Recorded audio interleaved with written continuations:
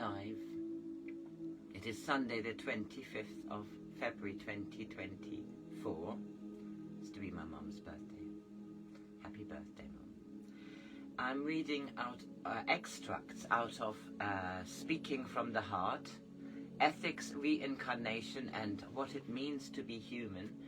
This is a book about Joan Marshall Grant, some passages written by herself and some by others. It was edited by Nicola Bennett, Jane Law and Sophia Rossoff. And yesterday I started reading chapter 6 entitled The Galilean. This is about a previous life of hers and an encounter with what she says the Galilean, Jesus. And there is here the rest of this chapter. The next reference to the Galilean in the files of unpublished typescripts comes on 18th November 1947.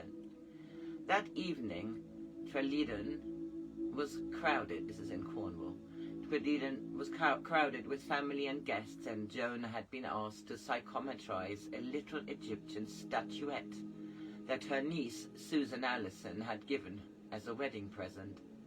Charles, writing in the third person, gave this account of what happened. On handling the statue, she said that it was not an Osiris, but had been made as Osiris in the likeness of Imhotep, which she placed as a pharaoh of the, I think this is the 11th dynasty. Imhotep had caused this to be done, but presumably on a large scale, for the statuette is not particularly remarkable, and others are likely to have existed in all sizes out of vanity and a lust for the exhibition of his power. On further identification, it was evident that Imhotep had been bound by this attitude, and Joan proposed to try to reach him in order to free him. After apparently returning to normal waking consciousness with some but not severe suddenness, Joan went on talking, sitting to look into the fire. She described the warrant of her authority in terms of love, whose reference point is in Christ.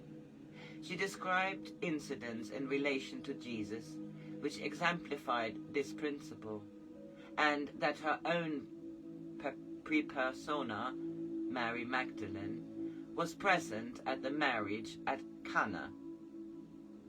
In this context, she said that the parents giving the feast were poor, that they had to buy water by labor and could hardly afford wine. There were 7 water pots, and Jesus did not realize that the substance had changed until she told him. Also very much surprised and not quite clear as to what had happened. The operative cause seemed to be that Jesus asked, "Are all your friends here?" So many people had come. So many more people had come than were expected. Because these people were in love, therefore there must be enough of what they needed. Jesus became the operational channel for the miracle which is potential wherever the right conditions exist.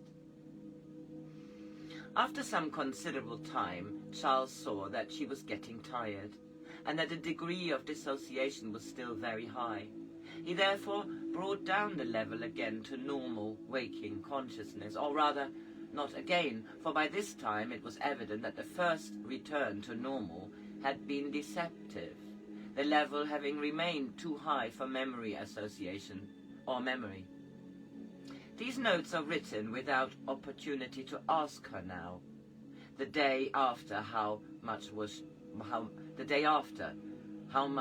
she remembers, but she certainly remembered at the time of return almost nothing of the first Imhotep sequence, and very little of the second, Jesus. Joan never published or spoke in public of her Galilean recalls, although a sense of contract with a man whom she felt she knew continued for the rest of her life, as will be seen from the later material included in Part 2. But before that, in the late 1960s, a time in her life when she was struggling with self-doubt and a heart condition, she jotted this down in her notebook.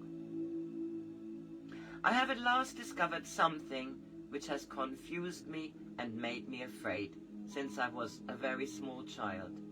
Sometimes I contained some parts of me that was so much kinder, wiser, and more loving than Joan.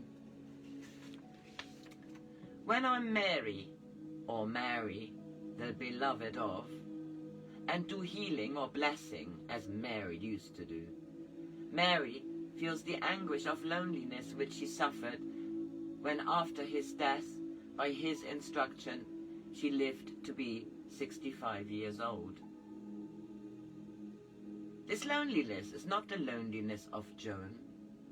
This is the loneliness of Mary, who took 83 people, all friends of ours, whom in his dying breath he told me to protect, by ship from Tyre to Cyprus, then by another ship to Syracuse, then to an African port whose name I cannot remember. I think because it had no name. It was too small. Then in 3 ships manned by Phoenicians who were seeking tin, sounds odd, who put us ashore because I could not pay the freight for the passengers on a sandpit in the sea. That is why we had to go to Saint-Marie de la Mer, because this is the place where we landed. The reason it is a holy place for the gypsies is because I was known as the Egyptian. There is a lot more of this, but it's another story. So, this was the end of chapter 6. I wish you all a good Sunday.